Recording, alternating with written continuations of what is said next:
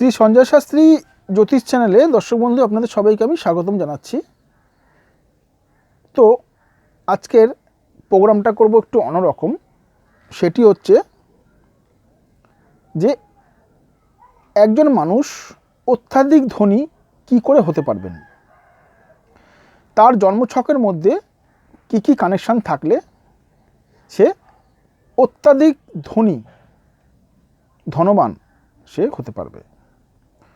তো প্রথমে একজনের আমি জন্মছক আমি নিয়েছি, প্লাস এই ব্যক্তির জন্মছকে কানেকশানও রয়েছে, প্লাস এই ব্যক্তি প্রচুর পরিমাণে জীবনে আর্থিক সফলতা পেয়েছেন, মানে ধনী হয়েছেন। ইনি আমার বহু পুরনো ক্লায়েন্ট। তো ইনি পরে স্বীকারও করেছিলেন যে এনার ব্যাংক প্রপার্টি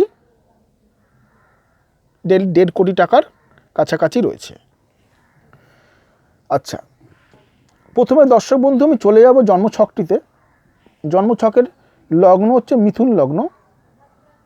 এই মিথুন লগ্নে দেখুন দর্শক বন্ধু, মিথুন যে লগ্ন রয়েছে, এই মিথুন লগ্নের লগ্নপতি বুধ চতুর্থ অবস্থান করছে, সে উচ্চস্থ। আচ্ছা, লগ্ন থেকে কি ধরি দর্শক বন্ধু? আমরা লগ্ন থেকে ধরি মন, মানসিকতা, বুদ্ধি, সৌভাগ্য, এগুলো আমরা ধরে থাকি। প্রায় মিথুন লগ্নের লগ্নপতি বুধ চতুর্থে খুব শুভভাবে অবস্থান করেছে, উচ্চস্থ।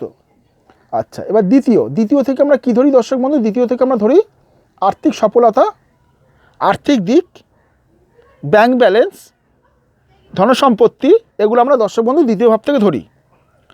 তো দর্শক বন্ধু, মিথুন লগ্নের দ্বিতীয় ভাবপতি চন্দ্র, সে দ্বিতীয়ই অবস্থান করেছে, আবার বৃহস্পতির সঙ্গে অবস্থান করেছে। বৃহস্পতি হচ্ছে দর্শক বন্ধু ধনকারক গ্রহ, তাই বৃহস্পতি এই ব্যক্তিকে প্রচুর ধন দিয়েছেন। এখানে দেখুন দর্শক বন্ধু, বৃহস্পতি কিন্তু এখানে এই কর্কট রাশিতে, বৃহস্পতি কিন্তু কর্কট রাশিতে মানে দ্বিতীয়ভাবে চন্দ্রের সঙ্গে অবস্থান করেছে বলে উচ্চস্থ অবস্থায় অবস্থান করেছে। তাই দর্শক বন্ধু, এই মানুষটার জীবনে প্রচুর অর্থ এসেছে। আর একটু বলে দিই দর্শক বন্ধু, এখানে দেখুন একাদশ ভাবপতি, একাদশে দেখুন রবি উচ্চস্থ, প্লাস রবি উচ্চস্থ আছে বলে দর্শক বন্ধু এই মানুষটার জীবনে প্রচুর পরিমাণে মান, যশ, প্রতিপত্তি এসেছে। আর তার সঙ্গে দেখবো দর্শক বন্ধু, এখানে দেখুন একাদশ ভাবপতি প্লাস ষষ্ঠ ভাবপতি মঙ্গল, সে অষ্টমে অবস্থান করছে।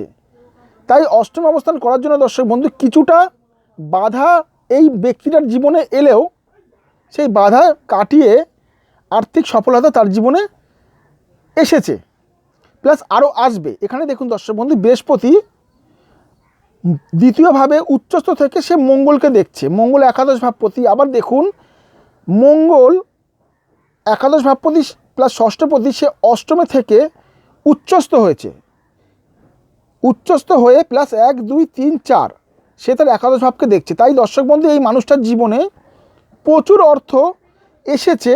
এখন তার ব্যাংক প্রপার্টি 1.5 কোটি টাকার কাছাকাছি। ভবিষ্যতে তার কিন্তু আরও অর্থ আসবে।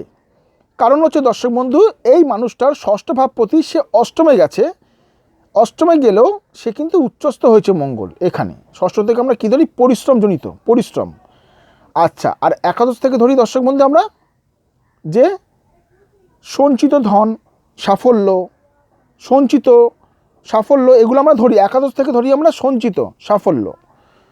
হ্যাঁ, তো এর জন্য দর্শক বন্ধু এখানে একাদশ ভাবেরও একটা শুভত্ব পাওয়া গেছে, লগ্ন ভাবপতির শুভত্ব পাওয়া গেছে, প্লাস দ্বিতীয় ভাবপতির শুভত্ব পাওয়া গেছে।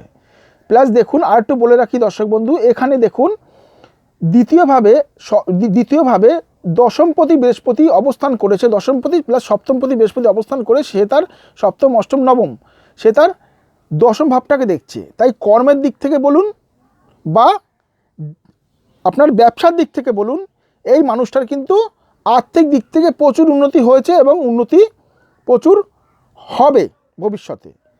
এরকম জন্মছক কারো যদি থেকে থাকে দর্শক বন্ধু, তাদেরকে বলবো নিশ্চিন্তভাবে থাকুন, আপনাদের জীবনে প্রচুর আপনারা অর্থের দিক থেকে আপনারা উন্নতি করবেন। যাই হোক দর্শক বন্ধু, ছোটো করে আপনাদেরকে বোঝানোর চেষ্টা করলাম। আপনারা আমার প্রোগ্রাম দেখেছেন অনেক টিভি চ্যানেলে, আমি এর আগেও এরকম প্রোগ্রাম আমি অনেক দিয়েছিলাম। যাই হোক, এই আমার ইউটিউব চ্যানেলটিতে আমি ছোটোভাবে বোঝানোর চেষ্টা করলাম। আপনাদের এই প্রোগ্রামটা ভালো লাগলে সাবস্ক্রাইব করবেন, লাইক করবেন, প্লাস শেয়ার করবেন। ভালো থাকবেন দর্শক বন্ধু। আবার আমি চলে আসবো আপনাদের জন্য নেক্সট প্রোগ্রামে।